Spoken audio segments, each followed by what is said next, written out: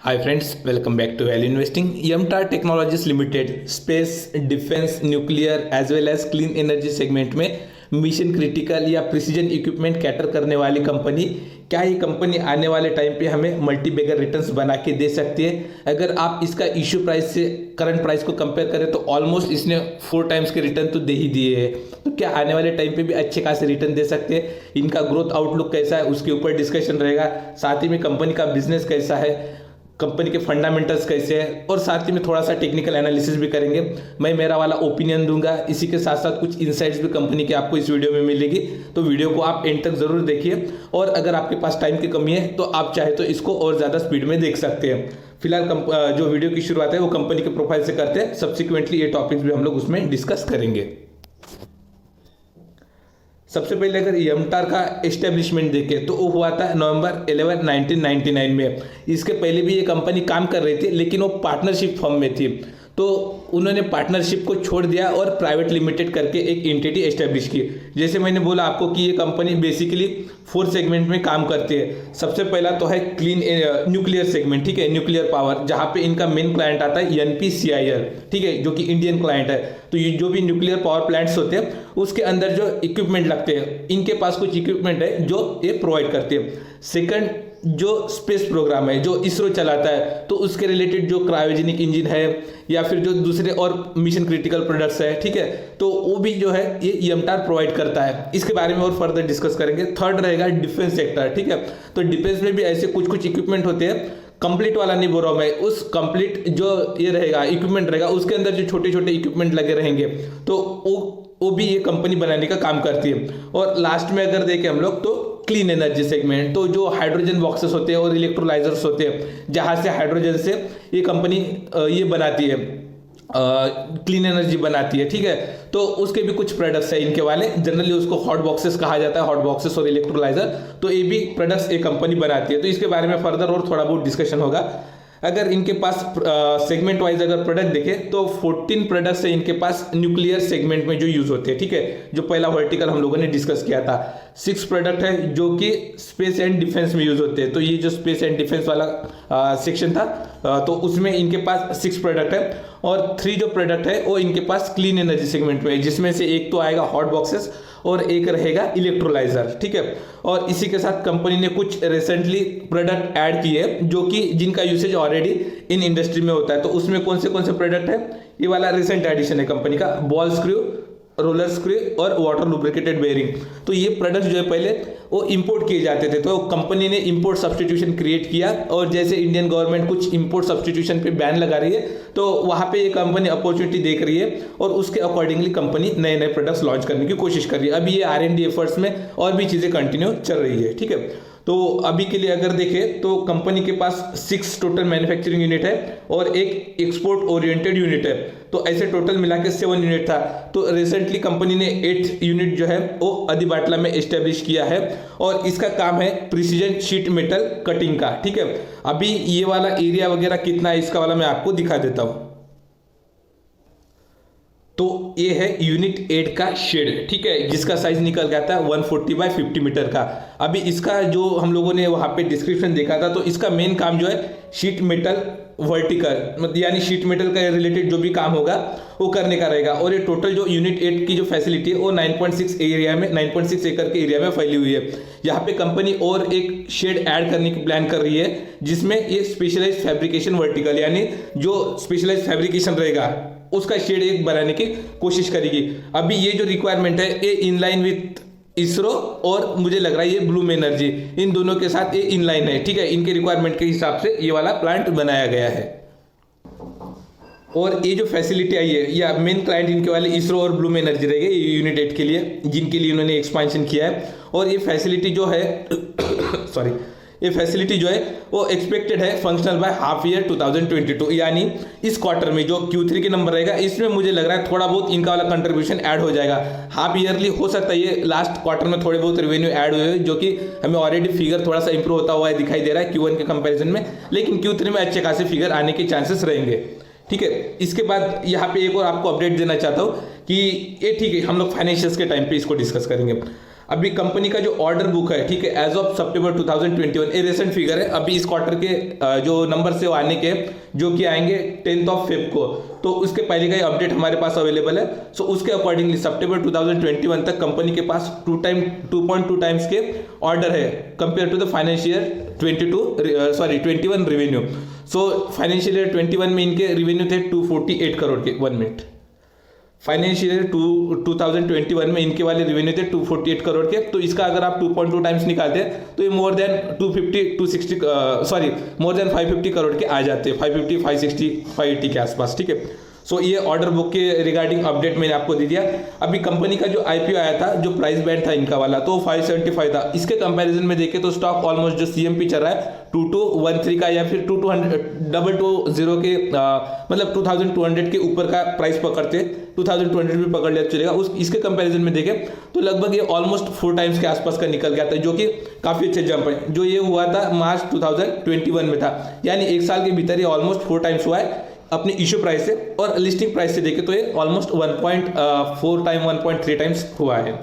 अभी इनका वाला जो पर्पस था, ये पार्टली और fully repay the companies borrowing, तो बोरोइंग थोड़ा बहुत कम हुआ है जो मैंने चेक किया, और ये जो भी मतलब एक्सपेंशन वगैरह कर रहा है उसके रिलेटेड कुछ इनका वाला कंट्रीब्यूशन होना था, जो कि यहाँ पे हमें दिखाई दे रहा है, ठीक है। अभी जैसे हम लोगों ने बोला था कि इनके पास इतने प्रोडक्ट्स इसके हैं, उतने प्रोडक्ट इस सेगमेंट में है, तो अगर आप देखें तो इसमें ज़्यादा डीप में जाने की जरूरत नहीं, फिर भी मैं आपको क्विकली बता देता हूँ। तो जैसे न्यूक्लियर पावर प्लांट के लिए इनके पास कौन सी चीज़ें हैं, तो यहाँ पे देख सकते हैं fuel machining head, drive mechanism, bridge and column, coolant channel assemblies, ये कुछ इनके वाले ऑलरेडी मेन प्रोडक्ट है। और इसी के साथ साथ कंपनी जो है ball screw, water lubricated bearing, ये भी इस सेगमेंट में प्रोवाइड करते हैं as part of import substitute. Space and defence में देखिए तो यहाँ पे जैसे मैंने बोला था आपको, ये मेनली इसरो के लिए रहेगा, तो ये लिक्विड प्रोपल्शन रॉकेट इंजन, तो जो लॉन्चेस वगैरह होता है पीएसएलवी जीएसएलवी के थ्रू, तो उसके लिए जो लिक्विड प्रोपल्शन रॉकेट इंजन होता है वो कंपनी प्रोवाइड करती है। क्रायोजेनिक इंजन, जहाँ पे टेम्परेचर काफी निगेटिव में होता है, तो वहाँ पे एक थोड़े से डिफरेंट काइंड ऑफ इंजन लगता है, तो उसको क्रायोजेनिक इंजन बोला जाता है, तो कंपनी भी प्रोवाइड करती है। और डिफेंस के related base shroud and fin assembly, तो ये अग्नि मिसाइल के लिए, ठीक है, तो कंपनी अग्नि मिसाइल के लिए base shroud and fin assembly provide करती है। और भी कुछ मिसाइल पार्ट है जो कंपनी डिफेंस के अंडर में प्रोवाइड करती है। क्लीन एनर्जी सेगमेंट में जैसे मैंने आपको बोला था कि हॉट बॉक्सेस, जो कि हाइड्रोजन बॉक्सेस होते हैं, वो प्रोवाइड करती है, और इलेक्ट्रोलाइजर, इनका वाला काम होता है ये रिएक्शन करके ही जो क्लीन एनर्जी है वो प्रोवाइड करते हैं, ठीक है। अभी इनका वाला जो प्रोडक्ट्स ये जो डिस्कस किए थे हम लोगों ने, तो उसके बारे में अगर आपको पिक्टोरियल फॉर्म में देखना है तो यहाँ पे आप चेक कर सकते हो। तो ये जैसे रॉकेट इंजन, जैसे हम लोगों ने बोला था लिक्विड प्रोपल्शन रॉकेट इंजन, ये हॉट बॉक्सेस है जो कि हाइड्रोजन रिलेटेड है, तो ये क्लीन एनर्जी सेगमेंट में ऑपरेट होते हैं। ये जो डिफेंस में हम लोगों ने बोला था कि जैसे डिफेंस में भी कुछ कंपनी प्रोवाइड करती है, तो ये रोटर मास्ट बेरिंग हाउसिंग टिटेनियम, तो ये जनरली तेजस जो एयरक्राफ्ट है उसके लिए ये वाला पर्टिकुलर ये बेरिंग यूज होता है। उसके साथ न्यूक्लियर पावर प्लांट के लिए कंट्रोल प्लग रिएक्टर है। ये अगर आपको समझ में भी नहीं आ रहा कोई दिक्कत नहीं, लेकिन जो मुझे नॉलेज है मैं वो आपको पास ऑन करने की कोशिश कर रहा हूँ। आपको थोड़ा बहुत मिलता है तो ठीक है, नहीं तो नहीं मिलता है कोई प्रॉब्लम नहीं है। ये छोटे छोटे इक्विपमेंट्स है जो प्रिसीजन इक्विपमेंट्स बोले जाते हैं, ठीक है, तो छोटे छोटे कंपोनेंट्स होते हैं, ये हर किसी में, इसमें भी यूज होते हैं, इसमें हो सकते हैं, दूसरे और पार्ट्स में यूज हो सकते हैं। साथ ही में हम लोगों ने न्यूक्लियर में देखा था कि ब्रिज एंड कॉलम वगैरह भी कंपनी देती है, मतलब वहाँ पे हेवी लिफ्टिंग के लिए जो भी मतलब इक्विपमेंट लगता है उसको ब्रिज एंड कॉलम बोला जाता है, जो कि बड़ी बड़ी मशीनरी से इसको पिक किया जाता है। इसके साथ ही अगर हम लोग देखें तो ये बॉल स्क्रू और रोलर स्क्रू, ये 2 इंपोर्ट सब्सटीट्यूशन जो कंपनी ने लॉन्च किए, जिसका एप्लीकेशन इन इंडस्ट्रीज में ऑलरेडी होता आ रहा है। तो अभी हम लोग नेक्स्ट स्लाइड के ऊपर चलते हैं, जहाँ पे इनकी वाली जो मैन्युफैक्चरिंग फैसिलिटीज है उसके ऊपर हम लोग डिस्कशन करेंगे। तो जैसे मैंने आपको बोला था कि कंपनी के पास ऑलरेडी 6 मैन्युफैक्चरिंग फैसिलिटी अवेलेबल है, और एक एक्सपोर्ट ओरिएंटेड यूनिट है, और एक ऑलरेडी यूनिट 8 के बारे में आपको बता दिया। तो जैसे यूनिट 1 है तो ये पर्टिकुलरली किन सेक्टर्स को कैटर करता है, तो यहाँ पे देख सकते हैं न्यूक्लियर, डिफेंस एंड एरोस्पेस, इनके अंदर में कौन सी चीजें बनाई जाती है, तो यहाँ पे आप डिस्क्रिप्शन में पढ़ सकते हैं, जैसे कॉम्प्लेक्स न्यूक्लियर असेंबलीज जो अभी हम लोगों ने न्यूक्लियर रिएक्टर के बारे में देखा था, और हाई एंड डिफेंस प्रोडक्ट्स जैसे वो बेयरिंग हो गया, या फिर और भी कुछ अदर प्रोडक्ट्स है वो वाले, और अग्नि मिसाइल के लिए जो बेस श्राउड असेंबली है, फिन असेंबली है, और मिसाइल पार्ट्स जो है वो इसमें बनते हैं। और यहाँ पे फैसिलिटीज क्या क्या ऑफर करते हैं, तो ये इनका कंट्रोल और मशीनिंग और क्वालिटी चेक्स, तो ये ऐसा कुछ इन्होंने ऑलरेडी डिस्क्रिप्शन में दिया है। तो यहाँ पे सेकंड इसमें देख सकते हैं, सेकंड यूनिट इनका डेडिकेटेड है स्पेस के लिए, थर्ड जो है न्यूक्लियर डिफेंस एंड एरोस्पेस के लिए, और ये 4-5 जो है ये सपोर्टिंग यूनिट्स है, ठीक है, क्योंकि यहाँ से ये जो मतलब मटेरियल है वो बनता है, उसके बाद ही ये वाला जो है unit 1, unit 2, unit 3 respected units को कैटर किया जाता है। और यूनिट 6 जो है ये भी सेम सपोर्टिंग फैसिलिटी की तरह काम करता है, यानी 4, 5, 6 ये आपका सपोर्टिंग वाला है, जहाँ पे रफ मशीनिंग का हो गया या फिर सरफेस ट्रीटमेंट, हीट ट्रीटमेंट,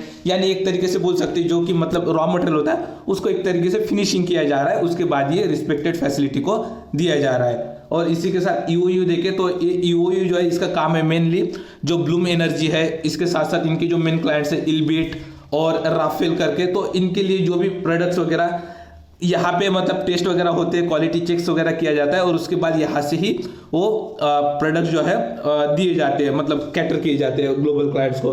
तो यहाँ पे ऑलरेडी इनको कंप्लायंस वगैरह ज़्यादा फॉलो करना पड़ता है, इसलिए इन्होंने ये सेपरेट यूनिट बनाया है। और इसको रिसेंटली ऑलरेडी 2-3 साल का एक मतलब जो ISO अप्रूवल होता है वो भी इनको मिला है। अभी इनके क्लाइंट्स की बात करें जो कि मतलब इनके साथ काफ़ी दिनों से जुड़े हैं, तो अगर MNC में बात करें तो जो फॉरेन क्लाइंट्स है, ब्लूम एनर्जी हो गया, एंड्रिट्स हाइड्रो पावर हो गया, इल्बिट हो गया जो मैंने आपको भी बताया, राफेल डिफेंस हो गया, उसके साथ साथ एक कोंग्सबर्ग, इनके बारे में तो मुझे ज़्यादा कुछ अपडेट नहीं मिला है रिसेंट जो भी ऑर्डर्स थे उनके बारे में, लेकिन इनके बारे में अपडेट वगैरह आते रहता है, ठीक है। गवर्नमेंट डिपार्टमेंट में देखें तो इसरो, DRDO, ADA, उसके साथ साथ लिक्विड प्रपोल्शन सिस्टम सेंटर, ये इंदिरा गांधी सेंटर है ऑटोमिक रिसर्च के रिगार्डिंग, ठीक है। और उसके साथ इंडियन कंपनीज अगर देखें तो NPCIL जो कि पावर प्लांट बनाने के लिए काम करती है, BHEL इनका भी काम पावर प्लांट के रिलेटेड है, HAL ये DRDO के साथ मिलके या फिर अपने इंडिपेंडेंटली डिफेंस में ऑपरेट करती है। उसके साथ भारत डायनामिक्स मिसाइल्स बनाने में काम में आते हैं, जैसे हम लोगों ने बोला था अग्नि मिसाइल्स वगैरह, तो इनका क्लाइंट ये वाला है। और TASL इनका क्लाइंट है, ठीक है। सो ऐसे कई सारे क्लाइंट्स इनके अवेलेबल है। और जो इनकी जो लॉन्ग स्टैंडिंग है इन क्लाइंट के साथ, तो इन्होंने ऑलरेडी इस स्लाइड में प्राउडली मेंशन किया है, जहाँ पे NPCIL के साथ इनका 16 ईयर का कॉन्ट्रैक्ट है, इसरो के साथ 30 ईयर्स का, DRDO के साथ 40 ईयर्स का, तो इन्होंने क्लाइंट ब्लूम एनर्जी के साथ 9+ ईयर्स का, तो इन्होंने अच्छा खासा क्लाइंट के साथ रिलेशनशिप मेंटेन किया है, जो कि एक काफ़ी अच्छी बात है इनके लिए। जो हम लोगों ने मैन्युफैक्चरिंग देखा था, मतलब जो यूनिट 1, यूनिट 2 देखा था, तो उसमें इस तरीके की मशीनिंग वगैरह लगाई रहती है, जहाँ पे वेरियस क्वालिटी चेक्स या फिनिशिंग ऐसी कई सारी चीज़ें होती है। तो इसके बारे में ज़्यादा कुछ डिस्कस करने की ज़रूरत नहीं है, बट जस्ट आपके ओवरव्यू के लिए, जैसे EOU के अंदर ये मशीन है, CNC मशीन है जो जहाँ पे मेटल कटिंग वगैरह का काम होता है। उसके साथ साथ अगर हम लोग देखें यहाँ पे, तो ये टेस्टिंग वगैरह का, असेंबली का फैसिलिटीज़ वगैरह, तो यहाँ पे आपके थोड़े से मतलब ये हीट ट्रीटमेंट का, तो आपके आइडिया के लिए यहाँ पे मैंने स्लाइड इंक्लूड किया है। अभी इंपॉर्टेंट आ जाता है कि इनके लिए ग्रोथ ड्राइवर्स क्या है, मतलब कंपनी अभी इसके पहले तक अगर आप देखें 2018 के पहले तक तो इतना कुछ प्रॉमिसिंग नहीं लगता था। अभी ये 2-3 सालों में इनके पास अच्छे खासे ऑर्डर बुक वगैरह आ रहे हैं और आने वाले टाइम पे भी आएंगे। ऐसे इनके जो MD है उनका वाला स्टेटमेंट है, तो वो स्टेटमेंट भी मैं आपको इस स्लाइड में दिखाऊंगा। फिलहाल अगर ग्रोथ ड्राइवर्स इनके वाले देखें तो सबसे पहला ग्रोथ ड्राइवर जो है वो rising clean energy demand across the world, ठीक है, इंडिया के अंदर ही नहीं बोल रहा, अक्रॉस द वर्ल्ड। तो इसके ऊपर काफ़ी ज़्यादा इंपॉर्टेंस दिया जाएगा। जगह जगह पे छोटे छोटे जो क्लीन एनर्जी प्लांट है वो लगाए जाएंगे, क्लीन एनर्जी यूनिट लगाए जाएंगे, क्योंकि हॉट बॉक्सेस और ये जो है उनको लगाने के लिए जगह भी कम लगती है और एक तरीके से इफिशिएंट है। तो ये मैं आने वाले टाइम पे एक अच्छा खासा बूस्ट इस कंपनी को देते हुए दिखाई दे रहा है। आने वाले टाइम पे ये जितना ज़्यादा बढ़ेगा ना, उतना ज़्यादा इस कंपनी के लिए ये revenues as well as profit contribute करेगा, ऐसे मुझे पर्सनली लगता है। सेकंड जो है, जो माइनर सा कंट्रीब्यूशन दे सकता है वो डिफेंस बजट और इंडिजिनाइजेशन, यानी जो डिफेंस बजट है वो इंडिया के अंदर बढ़ रहा है और बाकी भी कंट्रीज वगैरह जो है अपने डिफेंस बजट वगैरह बढ़ा रही है। तो उससे ये पता चलता है कि अगर इनकी डिमांड बढ़ जाती है और वो पर्टिकुलर उस इक्विपमेंट में अगर इनके भी कुछ छोटे छोटे इक्विपमेंट्स अगर अवेलेबल है, तो उस टाइम पे बोल सकते हैं कि इनके वाले जो ए सेगमेंट है डिफेंस वाला, तो वहाँ पे भी इनको एक ग्रोथ वगैरह अच्छा खासा मिल सकता है। थर्ड जो मुझे लगता है ग्रोथ ड्राइवर इस कंपनी के लिए रह सकता है वो है इसरो के सैटेलाइट लॉन्च मिशन। काफ़ी पॉसिबल है कि इसरो आने वाले टाइम पे अच्छे खासे मिशंस वगैरह कर सकती है लॉन्चिंग वगैरह के बारे में। क्योंकि इसरो को जो है एक तरीके से देखा जाता है कि कॉस्ट इफेक्टिव सैटेलाइट लॉन्च किया जाता है। रिसेंट अपडेट अगर आपको बता दूं तो इसरो ने SSLV बना दिया है। पहले इसके पहले कंपनी के पास GSLV और PSLV था, यानी जियो सिंक्रोनस सैटेलाइट लॉन्च व्हीकल और ये पोलर सैटेलाइट लॉन्च व्हीकल।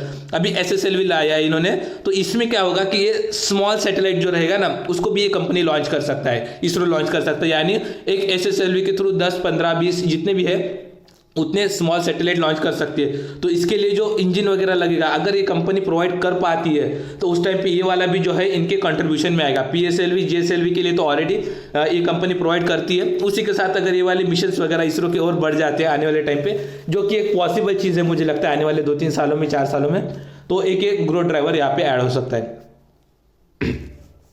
अभी इनके एक MD थे रेड्डी साहब, उनका वाला स्टेटमेंट जो मैंने पढ़ा था इसके पहले, जो मैं यहाँ पे इंक्लूड कर रहा हूँ, तो कंपनी का जो ऑर्डर बुक है वो ऑलरेडी हेल्दी है, ठीक है। तो उन्होंने क्या कहा है कि I would still continue with the guidance of ₹700 crore for financial 22, यानी ये बोल रहे कि 700 करोड़ के रिवेन्यू जनरेट कर सकते करके। तो अभी तक कितने रिवेन्यू जनरेट किए उसको डिस्कस करेंगे और साथ ही में अभी आने वाले 2 क्वार्टर में देखेंगे कि किस तरीके के रिवेन्यू ऐड हो सकते हैं। But what is happening is that there is an increase in requirement of the units in clean energy sector। तो जैसे मैंने बोला था कि सबसे इंपॉर्टेंट ग्रोथ ड्राइवर इनके लिए रहेगा क्लीन एनर्जी सेगमेंट, और it is doubling for financial 2024 onwards and there is no downside to this. यानी 2024 के बाद इनकी वाली जो ये कैपेबिलिटी है, मतलब जो डिमांड है वो ऑलमोस्ट डबल होती रहेगी, ऐसा इनका कहना है। और यहाँ पे ये लोग डाउनसाइड इसमें एक्सपेक्ट नहीं कर रहे, इसमें अपसाइड ही रहने के चांसेस रहेंगे, ऐसा इनका वाला अभी कहना है। यही एक रीजन है जहां पे इनका वाला स्ट्रांग जो ये दिखाई दे रहा है, मतलब जो प्रोडक्ट्स की रिक्वायरमेंट है और ऑर्डर बुक आने वाले टाइम पे भी और स्ट्रांग रह सकता है। इसी के अकॉर्डिंगली ऑलरेडी इस क्वार्टर में जो है जो फाइनेंशियल इंस्टीट्यूशंस है, FI या फिर DI, इन्होंने अपना स्टेक वगैरह बढ़ाया है। ये हम लोग शेयर होल्डिंग पैटर्न के थ्रू देखेंगे। और यहाँ पे अगर और हम लोग इनका वाला अगर स्टेटमेंट पढ़ते हैं तो so that is something which is very encouraging. Our customer have asked us to plan for additional capex if required to cater to that kind of demand। तो मुझे लगता है कि इनके पास डेफिनेटली चांसेस रहेगा कि ये एक्सपेंशन इजीली कर सकते हैं। तो जैसे कस्टमर के साइड से रिक्वायरमेंट आएगी उसके अकॉर्डिंगली ऑलरेडी ये लोग ये एक्सपेंशन करेंगे। SK ग्रुप की तरफ से इनका जो एक क्लाइंट है उनको SK ग्रुप की तरफ से, ये यहाँ पे मेंशन नहीं किया है बट फिर भी मैं आपको बता दूं, तो SK ग्रुप की तरफ से एक जो है ना इनको ऑर्डर मिला है इनके क्लाइंट को, तो वो भी ऑर्डर ऑलमोस्ट 1000 यूनिट्स डिलीवर करने इनको वाले।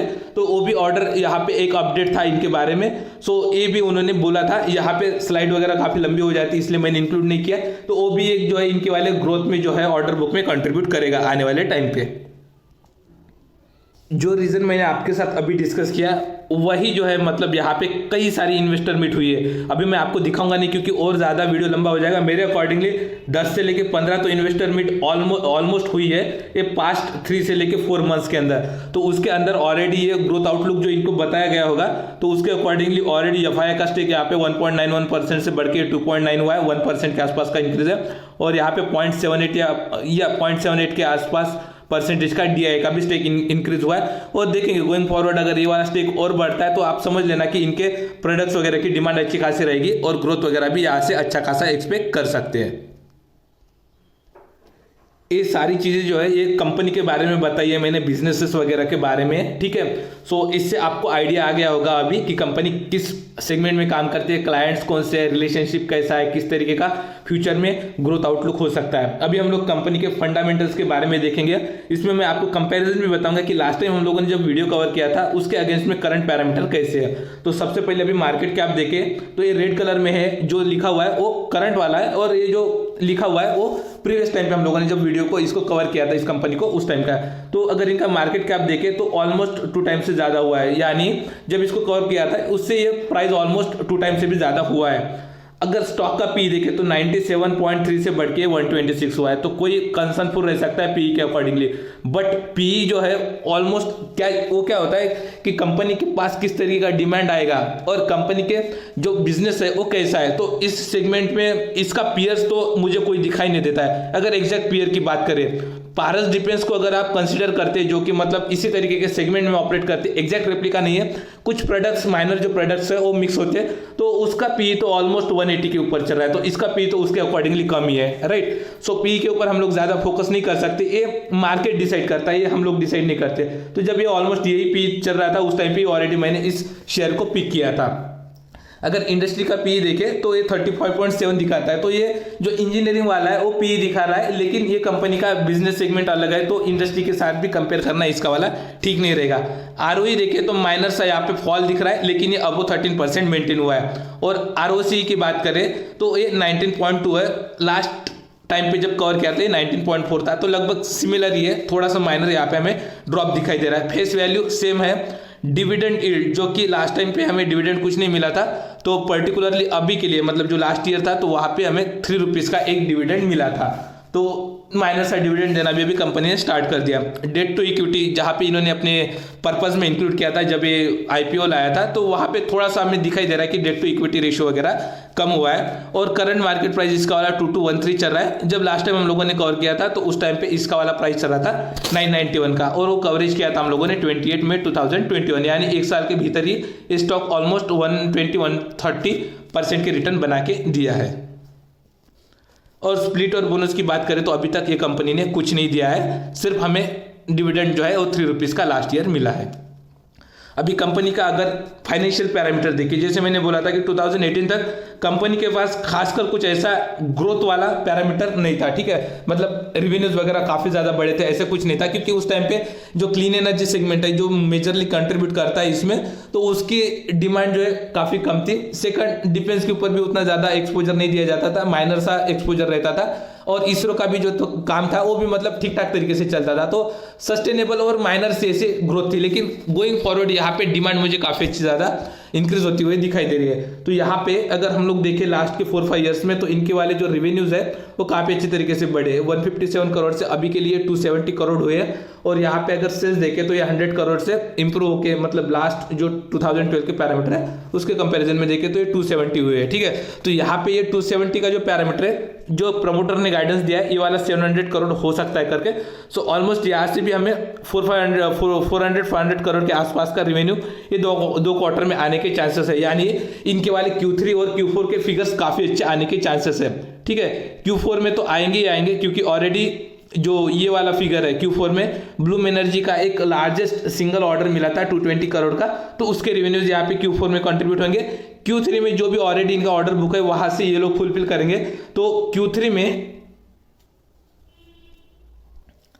एक क्वार्टरली सेल्स का नंबर है, क्वार्टरली रिजल्ट्स है। यहाँ पे सितंबर क्वार्टर में जो 91 करोड़ के सेल्स कंपनी ने किए थे, और उसके अगेंस्ट में जो इनको प्रॉफिट मिला था लगभग 19 करोड़ का, मैं एक्सपेक्ट कर रहा हूँ ये प्रॉफिट में 20-30% की जंप आनी चाहिए इस पर्टिकुलर इसमें बोल रहा हूँ क्वार्टर में, यानी Q3 में जो दिसंबर वाले रिजल्ट रहेंगे उसमें। और Q4 में तो काफ़ी हेल्दी जंप मिलेगी यहाँ से, तो मुझे लग रहा है 19 करोड़ से ये ऑलमोस्ट 2 टाइम्स के तो होनी ही चाहिए, उससे ज़्यादा ही होनी चाहिए, बट देखते आने वाले टाइम पे कैसे होता है। तो इनका रिजल्ट के साइड से तो मैं पॉजिटिव हूँ, और इनका जो Q3 का रिजल्ट है वो 10 फेब को आ रहा है, तो आप अपना वॉच इस पर बना के रखिए। 10 फेब को अगर ये वाले रिवेन्यूज ऑलमोस्ट मान लीजिए 24-25 करोड़ के ऊपर अगर आ जाते हैं, सॉरी प्रॉफिट्स, तो उस टाइम पे डेफिनेटली आप आंख बंद करके सोच सकते हैं कि ये स्टॉक आने वाले टाइम पे हमें 3 से लेकर 6 महीना में 3000 के ऊपर दिखाई देगा। सो मॉनिटर करना इंपॉर्टेंट है कि इस पर्टिकुलर ईयर में कंपनी कैसे प्रॉफिट जनरेट करती है, जो कि इनका ऑर्डर बुक वगैरह काफ़ी हेल्दी है, डिमांड वगैरह अच्छी होने वाली है, तो क्वाइट पॉसिबल है कि आने वाले सालों में इनके वाले नंबर्स काफ़ी अच्छे रह सकते हैं। यहाँ पे रिसेंट वाले अगर फिगर देखें तो 5 ईयर्स में इनका वाला जो सेल्स ग्रोथ था 21, फिर 29, 16, उसके साथ अगर प्रॉफिट ग्रोथ देखें तो 54, 60 काफ़ी हेल्दी दिखाई दे रहा है। TTM के ऊपर फोकस मत करिए, ये रॉन्ग फिगर दिखाई दे रहा है, तो आने वाले टाइम पे अच्छा खासा इंप्रूव हो जाएगा। और इसके साथ ही अगर हम लोग देखें CAGR के टर्म्स में ये कुछ नहीं दिखाई दे रहा है, और ROE भी जो है विथ टाइम ये इंप्रूव हुआ है। ये वाले रिसेंट फिगर है, सॉरी